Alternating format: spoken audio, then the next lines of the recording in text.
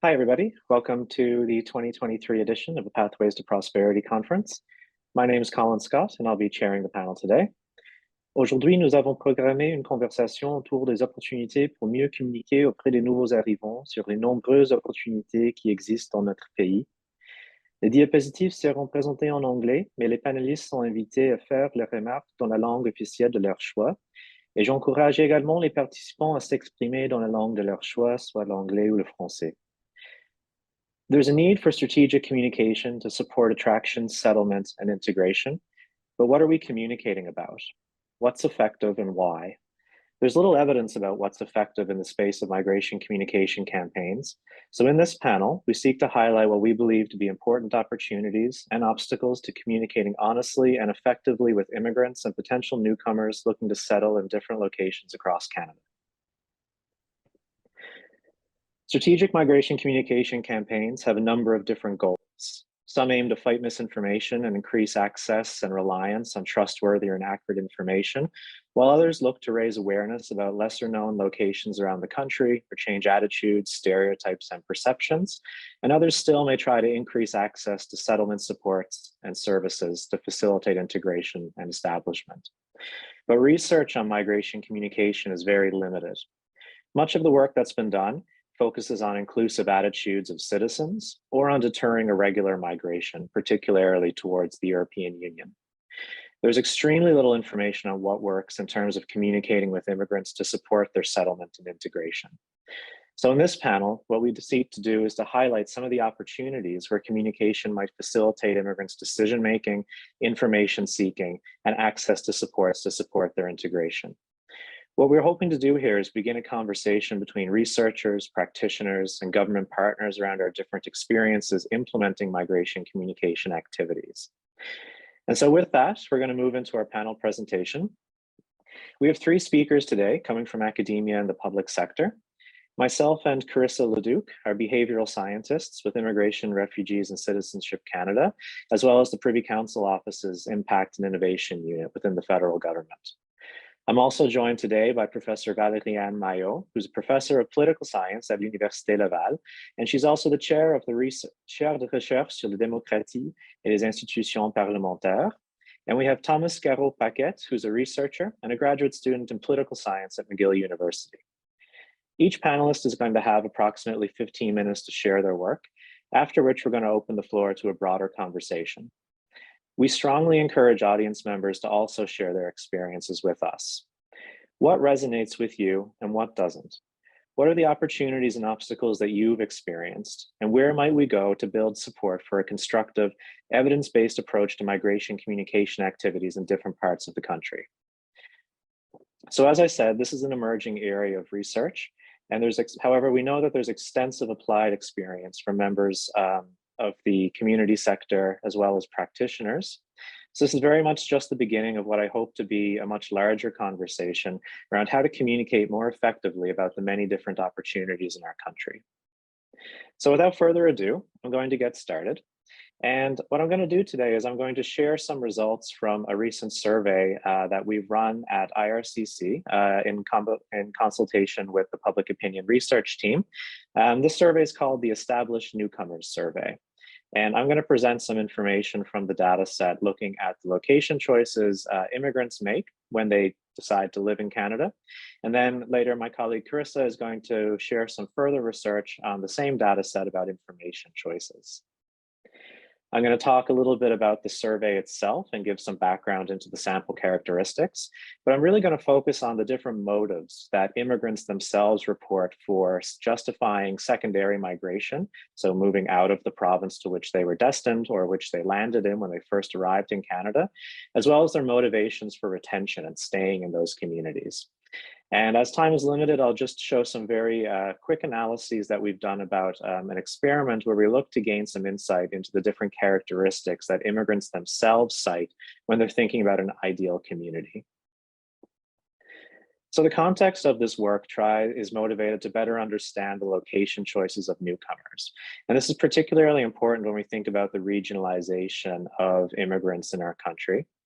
It's probably no surprise to many of the people here that the benefits of immigration are not distributed equally across the country. We know that most immigrants coming to Canada choose to settle in an urban area, and particularly more than half of the immigrants arriving in Canada choose to settle in either Toronto, Montreal, or Vancouver. As we've seen from the last wave of census data, attraction is increasing outside of Canada's main metropolises, but growth in settlement and retention numbers is unequal across and within the regions. So with this in mind, we're trying to understand the different motivations and factors that newcomers and established immigrants cite for choosing different communities around the country, trying to identify some opportunities that might exist to communicate more effectively about lesser known locations. So the Established Newcomers Survey is a survey that we ran with IRCC between August and September of this year. It's a non-probability sample, so it's not representative to the immigrant population, but it's still nonetheless a very large sample of immigrants from all areas of the country, with the exception of Quebec. And the reason for this, and the territories, sorry, the reason for this is because we recruited participants that were former participants of the provincial nominee program or Atlantic immigration programs. And in the data set here, we invited over 100,000 immigrants that arrived under these two programs and have received Canadian citizenship since 2018. So these are individuals with experience in the country. They've moved around, some have stayed, some have formed relationships with neighbors and others in the community. And we're trying to get a sense of what are the factors behind their decisions to stay or not in the community in which they arrived. As I mentioned, it's a non-probability sample. We are overrepresenting males. We have a large number of respondents that report a first language other than English and French, but nonetheless, we have some interesting insights here apart from that we could look at for different regions around the country. We have a fairly large number of Francophone immigrants and French-speaking immigrants, and we have a bit of a variation in terms of their age and their background. So the first bit of information I want to share with you today is some insight into why immigrants relocate out of the province and where they go. And so what we did in the survey is we asked individuals a question of whether or not you're still living in the same community where you initially settled when you first moved to Canada. And rather than looking at typical migration patterns of whether they stay or whether they leave, we also asked them whether they intend to stay for the long term, if they have plans to move. And what we see here is although we have a large number of individuals from smaller regions that have serious difficulties in retaining newcomers, such as in the prairies and Atlantic Canada. We also have a fairly high proportion of individuals in our sample who said that they have never moved and they don't plan on doing so. So these are really the individuals that we're going to be focusing on, looking at some of the motivations for retention and out-migration. But before I dig into some of the motivations that immigrants themselves cite, I just want to share with you a bit of information about where individuals themselves are moving when they relocate out of the province. And so here is just a graph looking at out-of-province migration destinations in the Atlantic region. So on your left-hand side, we have the province of landing, where immigrants say they first landed when they moved to Canada. And on the right-hand side, we can trace the province they are currently living in. So individuals that might have moved communities within the same province are excluded from the data. But what we can see here is that out-of-province migration rates for immigrants generally mirror those of Atlantic Canadians. We have a large number of immigrants that are leaving Atlantic Canada and going to places like Alberta and Ontario. Likewise, in the prairie region, we also see that a larger number of immigrants that choose out migration are still going to Ontario, whereas others are going into Alberta and British Columbia. So we want to get a sense of what are some of the reasons that they're citing for this out migration, and of those who remain, why do they say they do so? We can also look at Francophone immigrants, those who first language is French. And what we see when we trace the patterns of out-migration is that a very large number of these individuals do end up leaving their communities. And when they do leave to another province, they typically end up in Quebec. I'm going to have a bit more to say about this in a moment.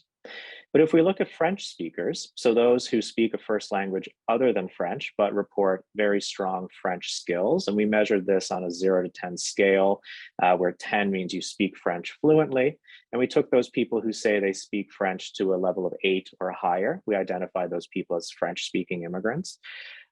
We see a bit of a different trend where their secondary migration patterns are a bit more evenly distributed towards the larger provinces like Ontario and Alberta.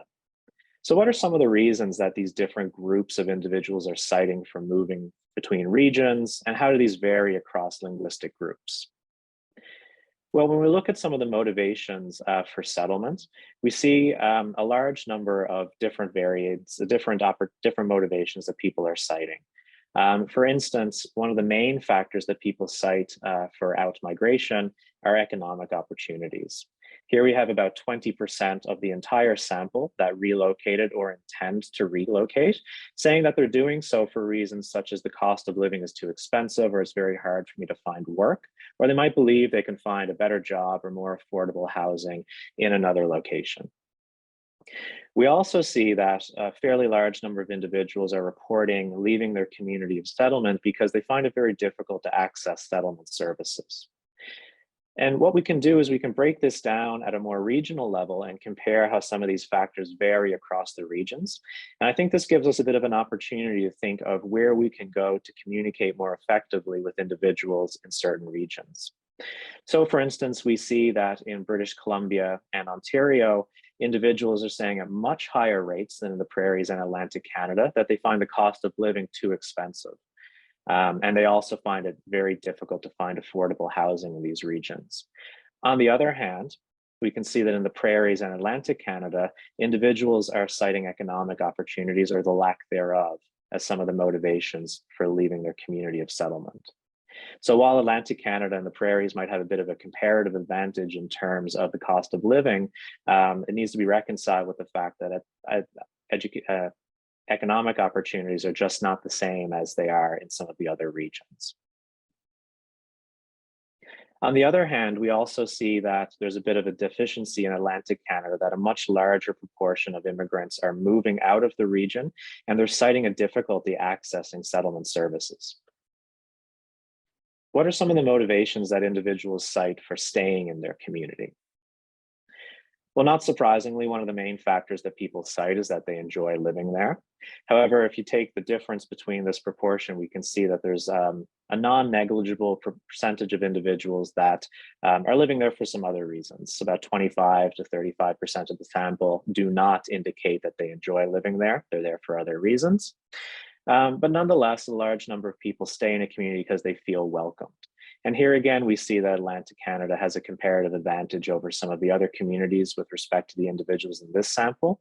48% of immigrants in Atlantic Canada say they want to stay there because they feel welcome.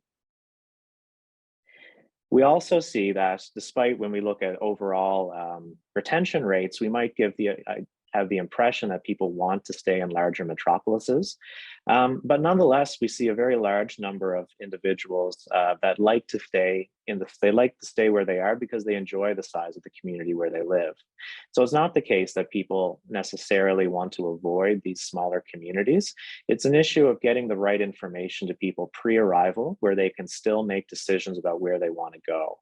46% of those in Atlantic Canada compared to 26% in BC, 21%, 31% of the prairies, and 27% in Ontario say they stay where they live because they like the size of that community. So here we can see there's clearly opportunities to communicate more effectively about community size and make sure that people who are looking for some of these smaller size, calmer communities are getting the information they need about Atlantic Canada. And if we look at the difference between Francophone and French-speaking immigrants in terms of the motivations they cite for staying, here we again see the importance of accessing settlement services.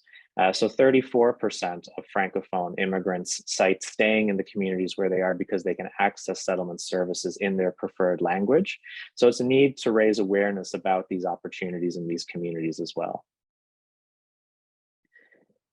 One of the things we did in the survey, besides looking at just the descriptive motivations that people cite, is we used a conjoint experiment to get some insights into the types of communities established newcomers recommend for future immigrants to Canada.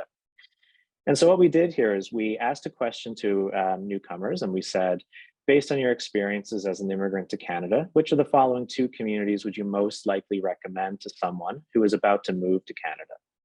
And so we presented two fictitious communities that varied on a number of different attributes: community size, cost of living, the availability of public transit, linguistic diversity, and social connections. And each one of these attributes, the communities could vary in a number of different levels. So in terms of community size, one of the fictitious communities would have been described as a bigger city with a population of about 1 million people, whereas another community might have been described as a small town with a population of 50,000 individuals. And all of these different levels were randomly assigned. So the way this looked to the participants in our survey is something like this. They were presented with the question, they were given two different communities to choose from that varied randomly in all of these different levels. And they were asked to pick one of the two. Which one do you think is a better place for a future immigrant like yourself to settle in? And the respondents repeated this task 5 times.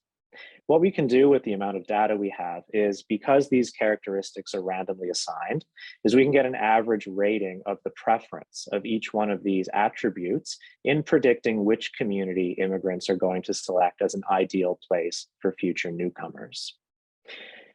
And when we look at this, the data is actually a bit surprising. Again, we might think that the size of the community is one of the most important considerations for newcomers in deciding where we live. But our experiment shows that that's actually a very, not a particularly powerful predictor of which community they're actually going to choose.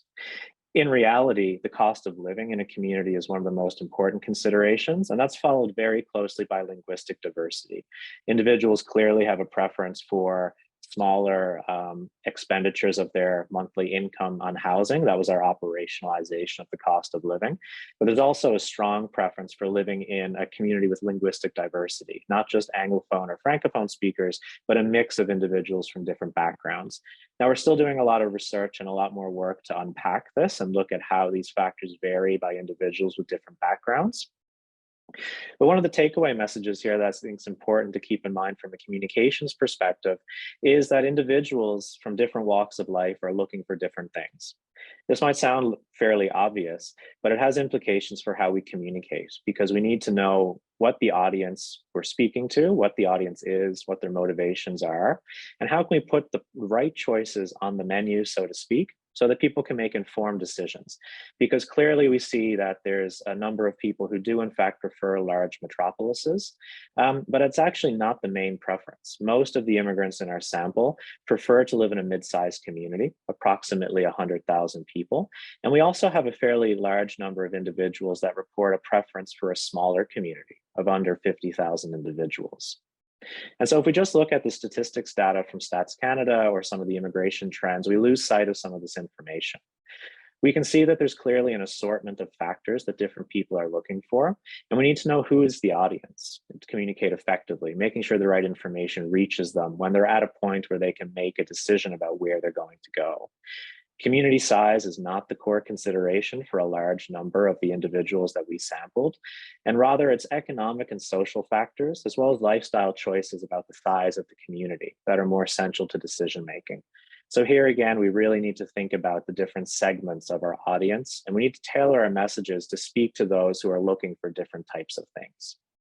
Different regions are going to have different strengths and weaknesses, and we can do things like highlighting the relative affordability and the lifestyle benefits that come with living in a calmer, smaller community in the Atlantic and prairie regions.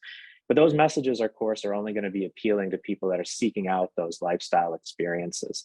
And at the same time, we need to reconcile that with the fact that there's a great deal of considerations around economic opportunities and access to settlement services in these smaller regions that are contributing to outmigration. So I think that if we start to think about the different audiences that exist out there, we can think more concretely about settlement choices that people make, and we can design messages to develop a greater understanding or highlight the different opportunities that exist in different parts of the region. So I'm going to stop there. I'm going to pass it over to Carissa, but I'd invite anyone to ask a question in the Q&A section or to reach out later. My email is here in the bottom. And thank you very much for your time. Thank you, Colin. Hi, everyone. My name is Carissa, and I'm currently a behavioral science fellow at the Government of Canada's Impact and Innovation Unit, working alongside Colin at IRCC. So today I'll be presenting findings from the Established Newcomers survey as well, but with a focus on communication experiences of newcomers in Canada. Je vais faire ma présentation en anglais, mais n'hésitez pas à me poser des questions en français ou demander des clarifications en français lors de la période de discussion. Puis en espérant que les résultats qu'on présente aujourd'hui vont pouvoir bien alimenter une discussion plus tard. So I'll start with a bit of background and context about kind of the objectives that I'll be focusing on in today's presentation. I'll go briefly over the Established Newcomers survey, given that Colin has already summarized that very well. Then I'll go into some of the newcomers' information needs and experiences that have been highlighted in the results of this survey. And I'll end on a few key takeaways and future directions that we're hoping to take on with this research. So the findings I'll present today are also a part of the Established Newcomers survey. So I'm focusing a bit more on the factors that influence the knowledge acquired by newcomers pre and post arrival in Canada. So the objectives are mainly focusing on understanding where newcomers are getting information, through which methods they're accessing information about life in Canada before and after they immigrated. I'll also be exploring the factors that influence their levels of preparation in terms of knowledge prior to their arrival in Canada. And I'll end looking at the relationship between their levels of preparation pre-arrival and their reports of how satisfied they are with their lives in Canada. So just a brief reminder, so we had approximately 14,000 respondents. It is the same sample that Colin described. So I'll just leave that there for a minute so you can take a look at the sample. And we can come back to it later in the discussion as well. So first, let's start digging into the findings. So starting with how prepared newcomers are prior to their arrival in Canada. So in asking participants to report how knowledgeable they felt about different aspects of life in Canada, we found that in general, they're somewhat knowledgeable about different topics. So general life in Canada seems to be something that they have larger grasp of. And then housing over here is something that maybe they know a little bit less of prior to immigrating. Next, we asked them, we were interested in finding out more about the ways they actually access information about life in Canada, specifically in terms of information sessions about immigration. And it seems that most respondents, as you can see here in yellow, did not attend actually any information sessions. Of those who did, however, we found that most of them did attend them in person. And we were also interested in seeing, like, okay, we know that some of them have attended information sessions. Does attending this type of session, is it actually helpful? Is there an association with how much knowledge they report about life in Canada? And we found that those differences are not large. Attending a variety of information sessions, so both in person and online, were associated to individuals that had higher levels, higher reported levels of knowledge about life in Canada.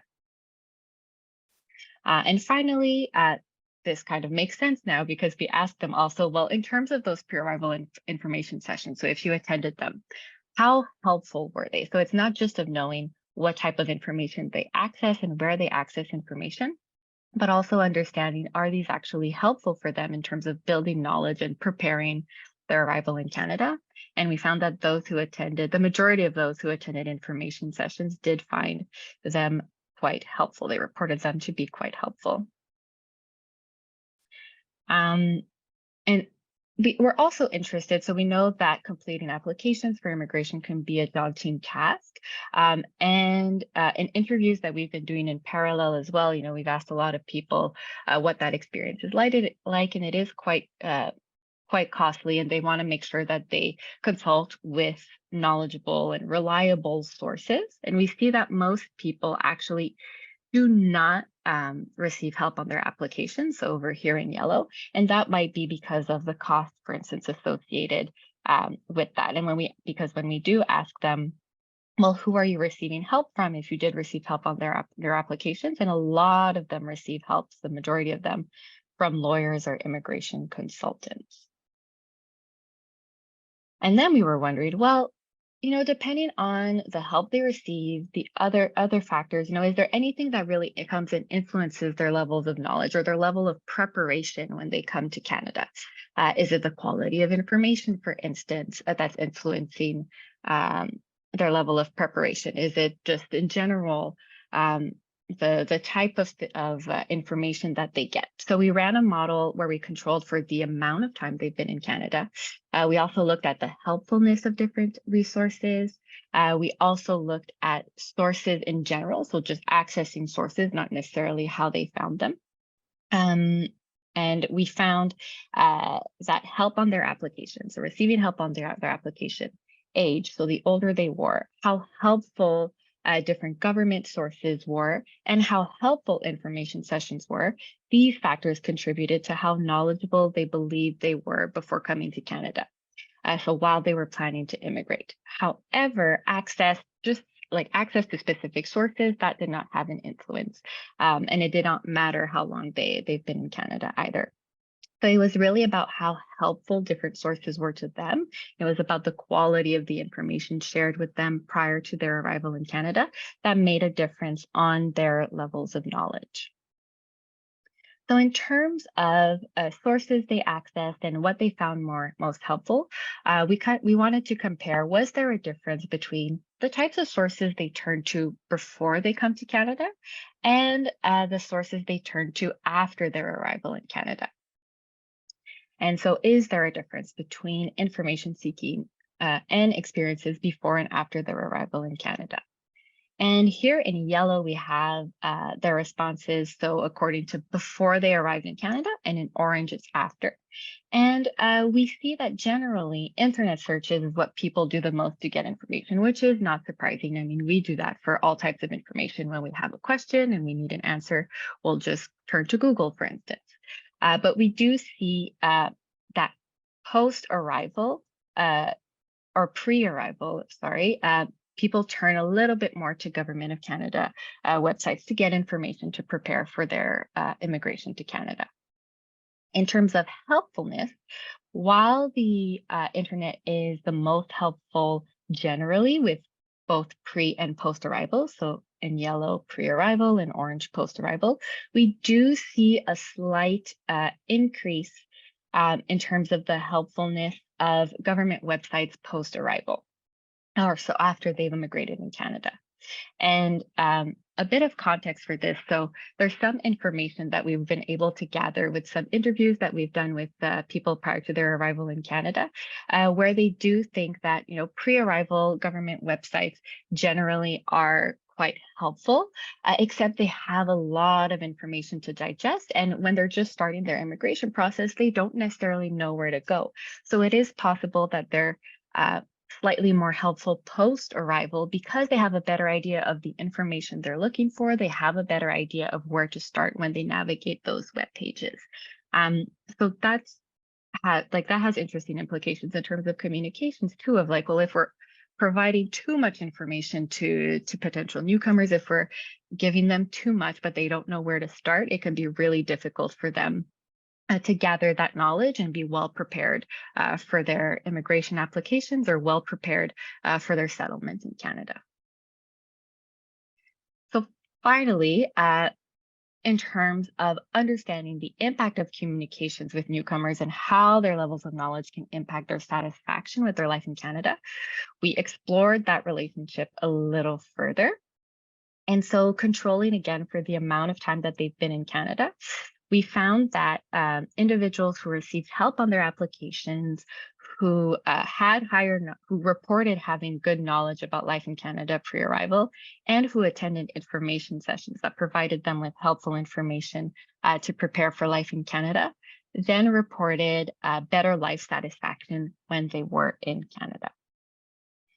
And so overall, we found that yes, respondents' levels of life satisfaction in Canada were strongly associated with their level of preparation pre-arrival. So it's important for them to then feel well and satisfied with their settlements in Canada to be prepared and to have all that information that they need to make informed decisions about the immigration process and make informed decisions about where they decide to settle. And we also found that digital sources of information, internet searches, access to government web pages are the most helpful sources of information used by them, both pre and post arrival in Canada. So it's really important to make that information as clear and accessible as possible so that people can, again, make informed decisions and know where to go to get information and be able to kind of situate themselves a little better regarding their immigration process. And finally, like, although people did report being generally knowledgeable about life in Canada, there were lower levels of knowledge on topics related to housing and language classes prior to their arrival in Canada. So that might be an indication that we need to provide a bit more information or a bit more context for those things for newcomers. So along with this research, we're hoping to develop some new directions for it. So here with the Established Newcomers Survey, we've talked with individuals who are already in Canada, but it's important to know, like, do prospective newcomers have the same digital experiences and needs as those that are already in the country? And also to know, like, in terms of communications, yes, we need to provide them with information about housing and education and services that are available to them, but also know, well, how do they evaluate specific sources of digital information, such as promotional campaigns, for instance, whether that be for access to different information sessions about different communities, about different regions in Canada. And so those are kind of the directions that we hope to go in our research. So that is that for now. Thank you, merci, and I'm looking forward to answering your questions later. So I'll turn it over to Valériane and Thomas for the next part. Bonjour à tous et à toutes. Vous m'entendez bien? Colin, Carissa? Oui, Ouais. je vous entends, oui. Super. Donc, bonjour à tout le monde. Je m'appelle Valériane Maillot. Je suis professeure à l'Université Laval et donc je vais vous présenter aujourd'hui avec Thomas Garot-Paquette qui travaille aussi sur le projet avec moi. Donc, des données originales d'un nouveau projet de recherche assez ambitieux qui va s'échelonner sur plusieurs années, donc qui regarde un petit peu comment les services d'intégration au Québec soutiennent donc l'intégration, la participation des immigrants récents au Québec. Et donc, aujourd'hui, on va vous présenter quelques données préliminaires, puisque le projet vient tout juste de commencer, en collaboration financée par le ministère de l'Immigration, de la Francisation et de l'Intégration du Québec. Donc, on vous présentera quelques données sur l'utilisation de ces activités et potentiellement quelques facteurs qui peuvent expliquer pourquoi les immigrants récents vont utiliser ou ne pas utiliser ces programmes. So I'll be doing my presentation in English, but in the Q&A, obviously you're welcome to communicate questions in French or in English. Thomas, next slide. So I'm just going to give a brief introduction on a few points to keep in mind on integration in Quebec. I'll give you a general overview of the research project that, as I said, just started last year and is going to go until like 2026. And then we're going to present some information about integration activities that are offered and being used by recent immigrants in Quebec, presenting a few characteristics of the profiles of users of these programs and compared to non-users. Then moving on to presenting some elements explaining why certain factors may limit or facilitate the use of integration activities in Quebec. And then moving to a more complex multivariate analysis of factors explaining use of integration activities before finishing on a few preliminary findings of the project. So just to give a background, so Colin and Caris talked about most provinces and regions in Canada, and we're going to talk about the case of Quebec here.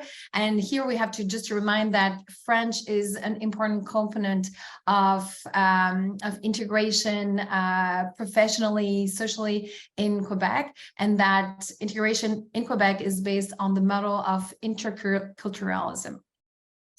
What we're really focusing on here in terms of integration is immigrants' ability and desire to participate in multiple spheres of life. So would it be a linguistic participation, economic participation, thinking about access to jobs and ability to participate in the labor market, cultural participation, community participation, and citizen participation. So really different dimensions of being able to take part in the whole society.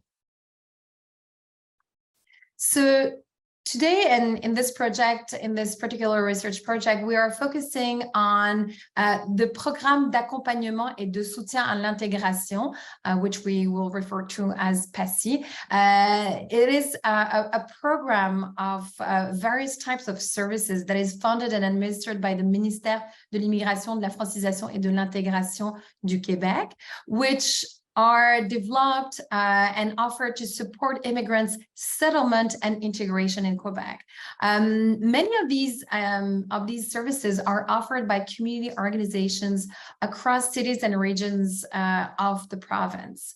The program structure is quite complex. It has like different components. It provides even individual follow-ups and services, but also group services and activities. And serving different groups of the population, the immigrant population. As you will see, our project focuses on one of this program's component, the integration group activities.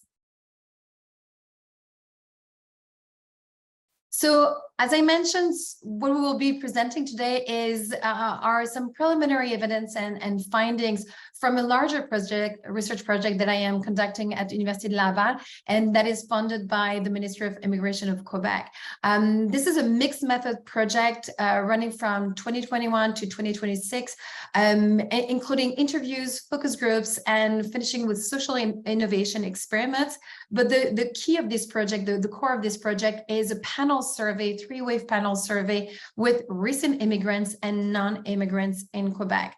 Again, here, when we interact with recent immigrants, would it be through the focus groups or the surveys, we are really particularly curious about whether they use group activities to support their integration in Quebec, and how do these activities impact their participation in life in Quebec. So the aims of the project are to identify a profile of users and non-users of PETS activities to kind of like support and I would say improve the strategy of accessibility and communication around these programs. Also try to identify certain factors that may hinder and facilitate access and use to these activities, and examine which activities are particularly used by whom and in which context. Ultimately, we want to evaluate the impact of these activities on the full participation of immigrants in Quebec society. So today, Thomas is going to present to you various elements of evidence from the first wave of the panel survey with recent immigrants in Quebec. So people who have been living in Quebec for less than 5 years. The Ministry of Immigration, who is funding this project, has sent 10,000 email invitations to recent immigrants in Quebec, and we had the benefit of counting on the support of community organization who further try to communicate about this survey and encourage their users, their clientele, to take part in the survey. So we reached with this online survey between April and June, a response rate of 25%, which is really high for the population we were reaching. And in terms of almost full completes of the survey, we have about 18% of the 10,000 initial invited immigrants who did complete almost in full the survey. So now I let Thomas present some of the evidence we have for you.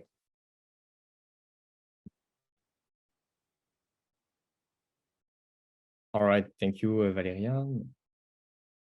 So what's in our sample? The focus here will be on the demographic profile of our survey respondents, just in order to give us an essential context as we later discuss, of course, integration activities and the barriers to participation these individuals can face. So some takeaways. First, a majority of our respondents are employed full-time, indicating a strong labor market engagement, and it's also reflective of their levels of income. We also have a high educational attainment here, a great gender distribution, which is nearly even in the survey. And French is the most common language among survey respondents, with about a third of all respondents being francophones. So all in all, a very diverse sample. Now on to the age distribution and the location of our respondents. The mean age is about 39 years old, follows a fairly normal distribution, as we would have hoped. It's an age where integration services, of course, could be very pertinent, as these individuals establish their presence in Quebec on the long term. Now on to regional distribution, which is the figure on the right. All regions represented within our sample containing more than 20 observations are in this figure. There are, of course, certain imbalances, as you would have expected. For instance, Montreal as a major urban center and a hub for newcomers is pretty well reflected in our data, with about 60% of all the respondents living in Montreal. But we also have a notable presence in our sample from other regions, such as Capitale-Nationale, Montérégie, so several areas across Quebec. Moving forward in our exploration of the survey population, we now turn to immigration pathways through which respondents have arrived in Quebec, as well as their tenure in the province and their diverse countries of origin. Then again, quite a lot of variation. A significant majority of them arrive through a program of an economic nature, which highlights the province's emphasis on skill-based immigration. The vast majority of the sample are permanent residents. And in terms of time spent in Quebec so far, 46.9% of the sample have been in the province between 3 and 5 years. Now on to countries of origin. Great diversity here. Significant numbers coming from France, Algeria, Cameroon, China, Colombia. The category labeled other countries encompasses a large, very large share of the sample, and it highlights the broad array of backgrounds that is represented among our respondents. So now on to more specific assessment of integration activities.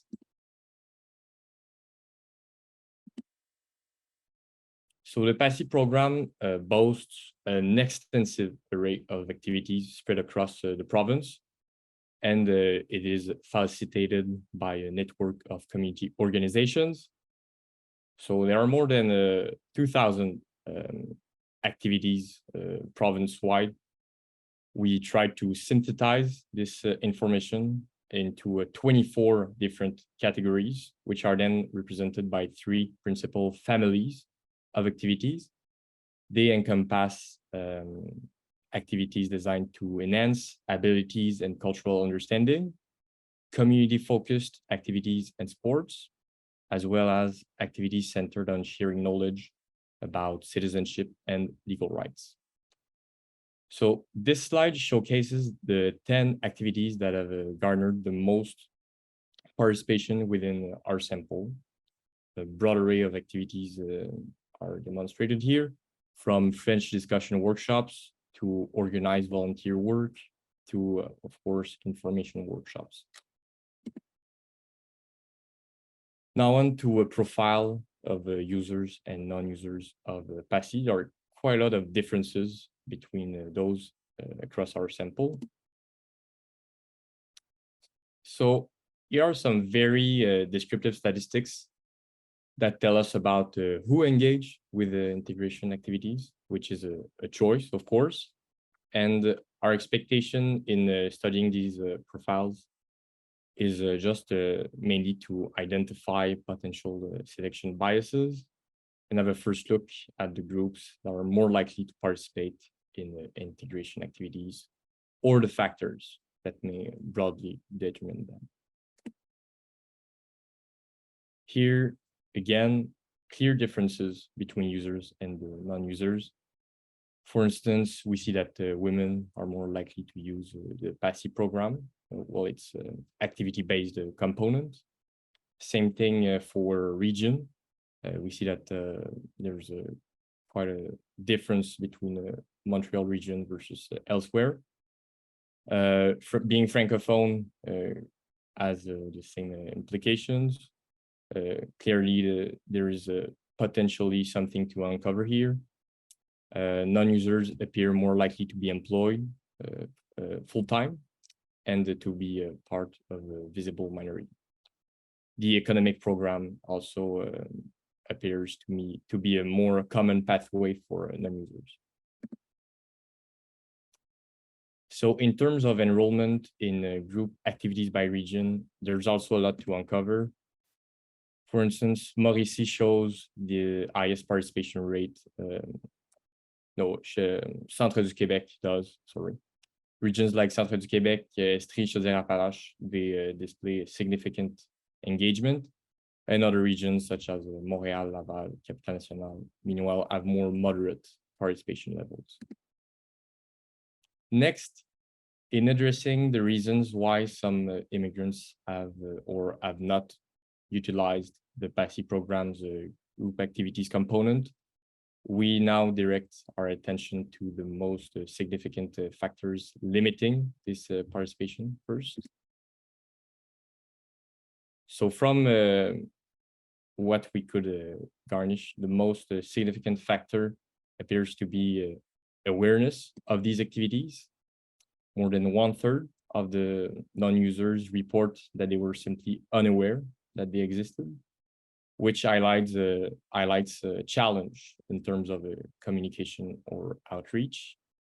Additionally, some non-users felt that they did not need these activities, or they cited time constraints as their reason for not participating.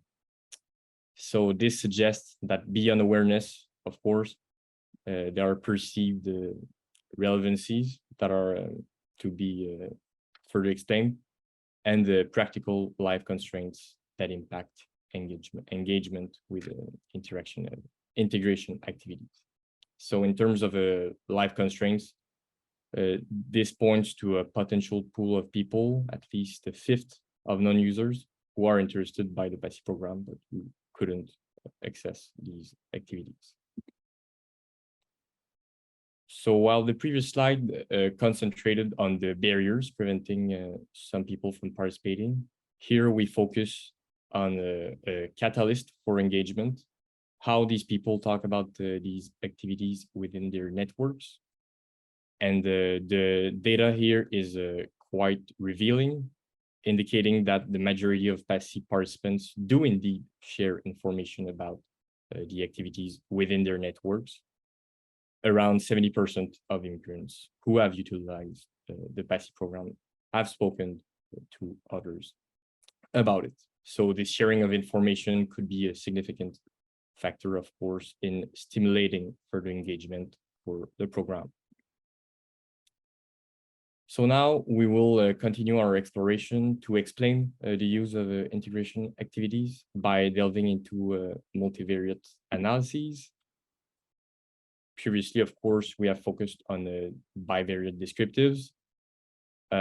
Now we are offering a more nuanced understanding of the factors explaining use of integration activities to really isolate the influence of various factors on the likelihood of using PASI services. So I will, of course, spare you the complexities of a regression table itself. We will instead look at graphs that are plotting predicted probabilities with 90% confidence intervals. So let's dive in. Thanks there, Thomas. Sorry, I just wanted to let you know we just got about 3 or 4 minutes left and we got to wrap up for discussion. All right, no problem. We can see that age shows there's a clear increase of activity use with age. Now on to region, we can see that across Quebec, there's quite a clash between more urban and rural regions across the province.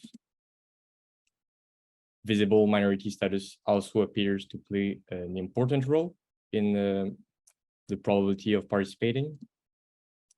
And finally, immigration program also appears to be an important factor. The trends are clear, but deserve more investigation, of course. And now on to Valériane for wrapping everything up. Thanks, Thomas. So we have we presented a few examples of some of the most popular activities, integration activities that recent immigrants have been using in Quebec. So employment and job market workshops were very popular, as well as French discussion workshops and cultural activities. We've also seen that there are some clear differences in terms of who uses these integration activities and who does not use these activities. We've seen slight differences in terms of age, but also in terms of gender, where people live and which languages they speak. And we've seen in the multivariate models that some factors that may explain easier access or more increased use of these activities are related to age, region, visible minority status, and the type of immigration programs through which recent immigrants arrive. And so in terms of like avenues to develop more communication or better communication with recent immigrants regarding these activities, we can think about several indications here about who is participating in these activities and who is not, in terms of how to tailor the communication about these activities. Tailor communication for different groups or subgroups of immigrants, and also related to which activities.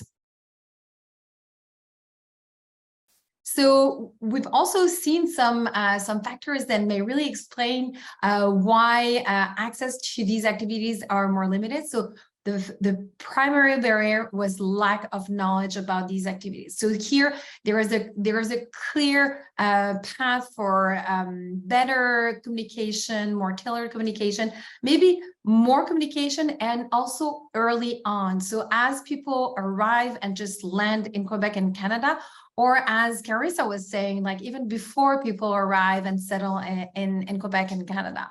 We also saw that some non-users of these integration activities mentioned a lack of time. And so here we may see some avenues to kind of like ease participation, more enhanced ability for community organizations to offer these activities at different times. But also there was the mention that some people thought these activities were not necessary and that they didn't need kind of support for their integration.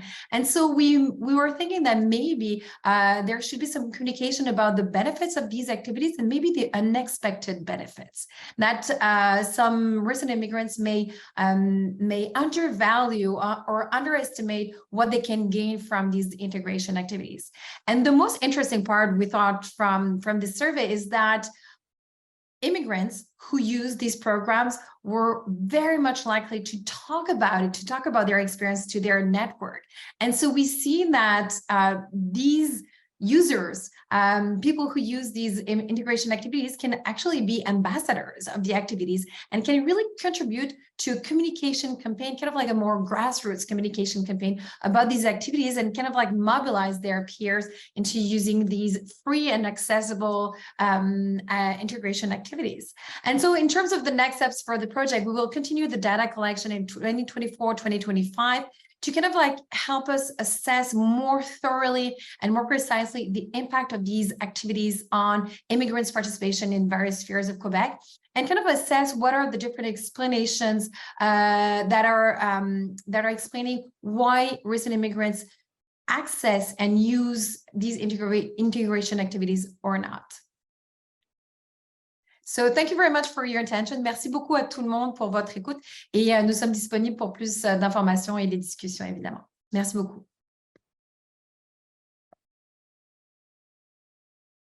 Super, merci beaucoup Valériane, Thomas, Carissa, et merci beaucoup les gens qui sont ici parmi nous aujourd'hui. Je vois qu'il y a un peu d'activité dans le chat, de questions et réponses.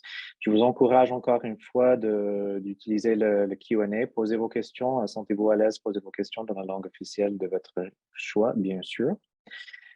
So what I'd just like to do is we have about 20 minutes left, and I'd just like to take a chance to engage with a couple of the questions that people have left in the chat. We can speak amongst ourselves as panelists, but we're really interested in hearing from you, from the audience.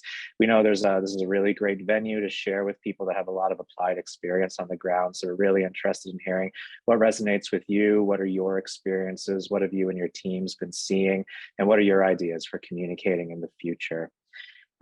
So maybe I think I'll just open it up with the question in the order in which they appeared here. I think it came up during my presentation and the data that Chris and I were speaking about, but Thomas and Valériane, I think this could also relate to some of the work that you're doing as well, so feel free to jump in. So I'm starting here because we have two questions about some of the different variables that are related to whether it's location choices or access to settlement services. And so did we compare newcomers who choose to stay and those who move by age and family size? So age and family size being two important variables that look at that can explain a lot of the differences that we're seeing in terms of location choices. In the work that we've done, we didn't have enough time to go through all of the different details, and we're still working through a lot of the analyses.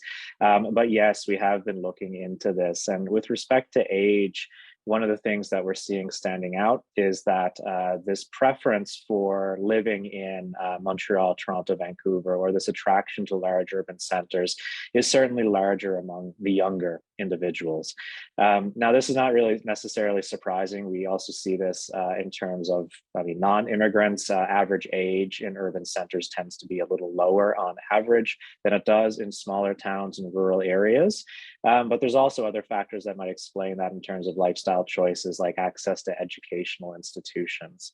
So in our data set, when we look at those who do move out of their community of settlement, they do tend to be younger individuals. So those who arrive at a bit of an older age, I'm not talking older age in terms of senior citizens, but older age in terms of in the ages of 35 to 45, those tend to be the ones who stay put at a higher rate, or otherwise said, those under the age of 34 are the more likely to move.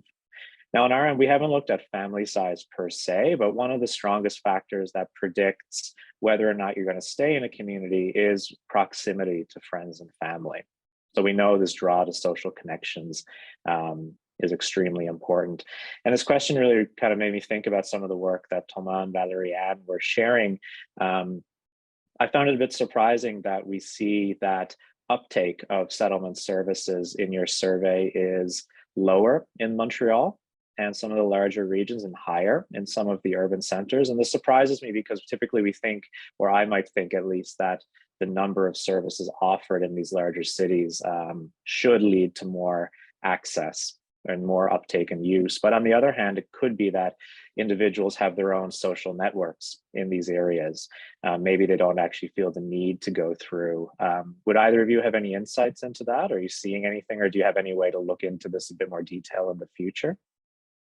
So we have the same hypothesis as you mentioned, that people in dense cities, in metropolitan areas, have the ability to rely on other networks, other community organizations as well. So here we talked about integration activities that are offered by community organizations.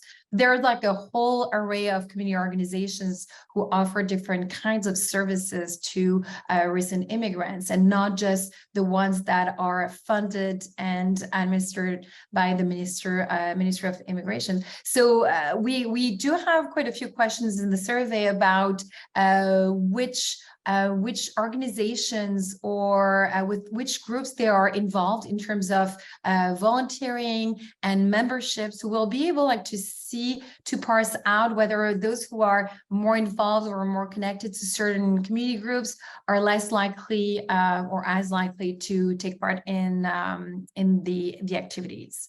But definitely, I think there is a story about the social networks there, and we also have batteries of questions about immigrant social networks. So who is part of their networks? Also, did they have family or friends in Quebec when they arrived? So we'll be really able to get into this network hypothesis. Yeah, and also anyone feel free to jump in, anyone on the panel, and engage the audience, anyone in the chat here. But it's to your point, like we know from past research that information travels very quickly through social networks. It could also be a question of trust. Maybe people have different levels of trust, and certainly people do, different trust in the government, different trusts in friendship, family networks. And this comes back to a question that Damaris had just asked. We noticed that the samples that we're reporting here are non-probability samples. They're not representative of the groups at hand. And I mean, that's not necessarily surprising given the difficulty of conducting such a study with newcomers. It's hard to reach a lot, especially recent newcomers, Valérie, Thomas, the work that you're doing. It's very difficult to reach out to these individuals. So these types of convenient samples are almost some of the limitations that we have to work with. But to Damaris, there's a question here about family reunification, statistically overrepresented in your sample. Touches on the communication issue. Do you think that this could be something that might explain some of the differences in some of the smaller communities or the larger regions, or do you think this might not be playing much of a factor? If I may, most definitely plays the factors in that, as Valériane was saying, if there's a network prior to arrival in Quebec, of course it plays on what those kind of the perception of what those kind of activities could bring to you. Yes, of course, the survey is non-representative, but the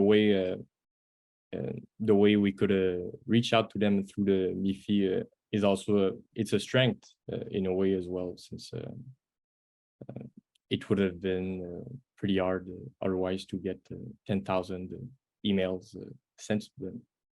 Yeah, we just have to know that recent immigrants, being those who have arrived in the country less than 5 years ago, are usually not in web panels or any panels for surveys that you can find across Canada. So they're much harder to reach. And so for us, it was like really key to be able to collaborate with the ministry, and also to count on community groups to really help support for the mobilization and the recruitment process. It's and 25% response rate is quite high for any online survey, but especially with recent immigrants who have been in the country for not long, who have very diverse backgrounds, who are not used to taking part in surveys, and especially not in French and English as well.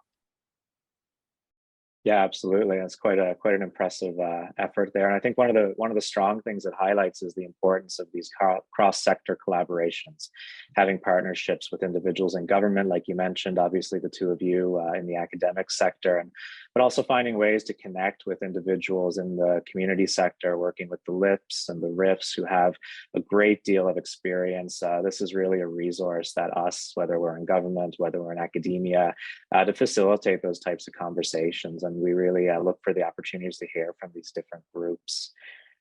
I guess just one question that lingers in my mind is the panel here is focused around communication, but of course communication is not a silver bullet for everything. We're not going to solve all of the issues by increasing communication. However, we can certainly go a long way by communicating more effectively with understanding our segment or making sure people are aware, and whether information travels through social networks is so important as well, but also important to keep in mind the systematic barriers that might be preventing people from accessing these services. So it's not all about communication, but I think if we put a communication front and center, as well as recognize some of these barriers. So is it access to, age, is that young people are not accessing these services because they're in school or they're working particular jobs, or any individual, regardless of age, in shift work.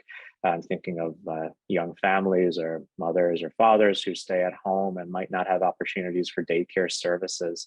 So we can communicate as much as we can communicate about the settlement services. If we don't address those barriers that go alongside of it, we're probably not going to have the same effect. And so I think as communication professionals as well, to think about some of the other barriers that exist alongside of access, and how can we communicate with individuals to get them registered for daycare programs if that's what they need, or how can we communicate with our own public servants and government officials to change time offerings for different programs and services to make them more accessible to individuals. So there's a lot of opportunities here to communicate, and the audience may not be just immigrants. Maybe we need to communicate amongst ourselves a bit more effectively and communicate with potential colleagues and make those types of connections.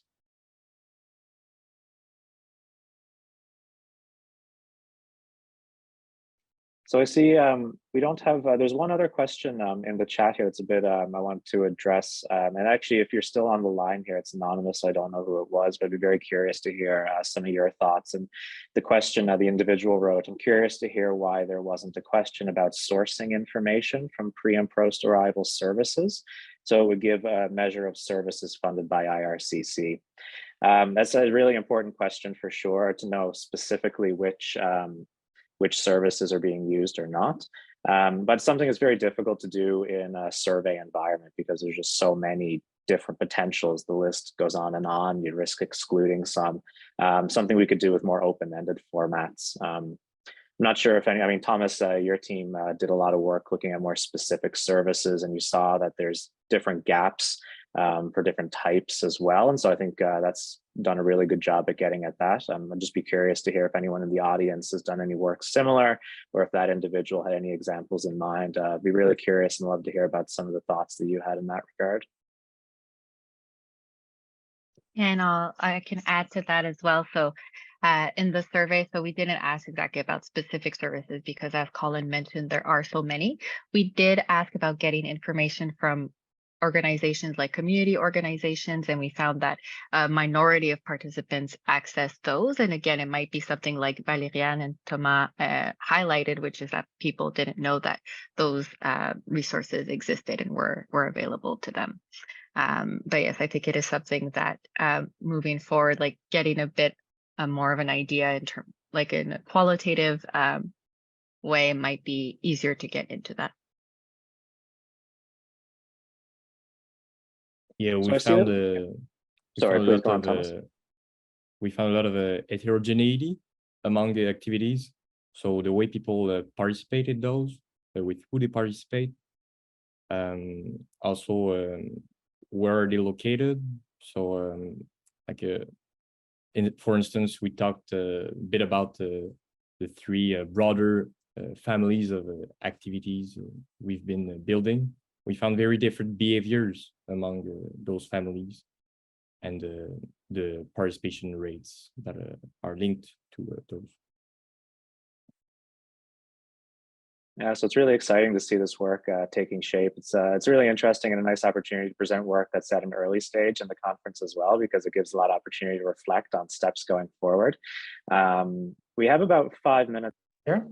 We have about 5 minutes left in the panel. I don't know if there's anyone in the audience with a last minute question. Now would be your chance, but I just want to turn it back while people maybe have a chance to collect some thoughts or put a last minute question in the chat here, if any of the panelists want to touch on anything in particular, or do they want to make a call, an outreach to anyone who might be on the line here today to see if there's any potential avenue to follow up or to hear from them some more? Is there anything that any of you, Carissa, Valerie-Anne, Thomas, is there anything you'd like to share?